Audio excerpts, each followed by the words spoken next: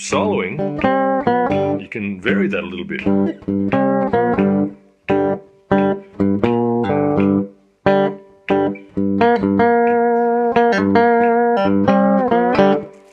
Like that.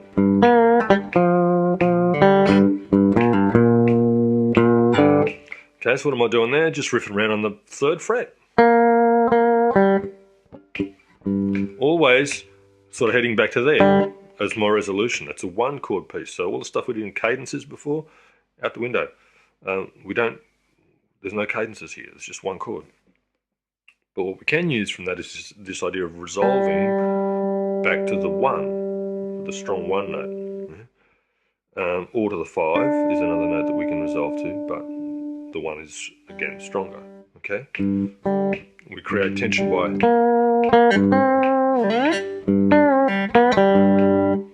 Yeah, and then we resolve it by getting back there. So chord response.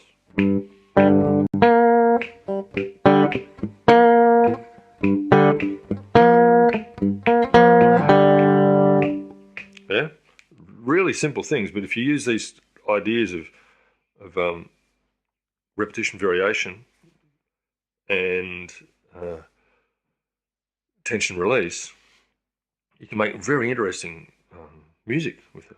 You know, on a elegant, simple, beautiful little 3-string, non-fretted instrument like this. You know.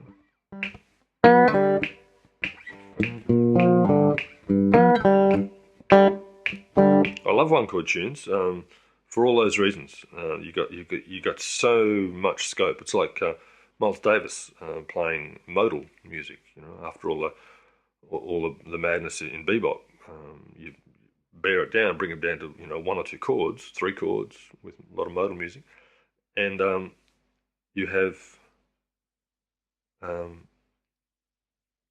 other things to play with. You know, much more scope in other ways, and that's what happens on a 3 chord, on a 1 chord tune, and it's also what happens on a cigar box guitar. You're limited in what you can do, but within those limitations, you've got so much freedom. You know.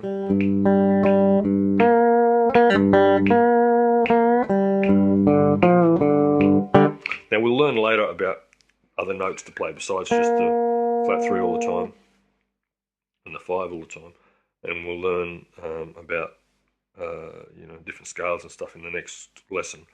But you'll always be able to apply this stuff about picking out elements of the groove and using those effectively in your soloing. And what tends to happen is you hear them rather than you sort of analyze it too much. You know, you just have this tick tick tick tick tick running through all the time, and you take advantage of that. Okay, have fun with that one too.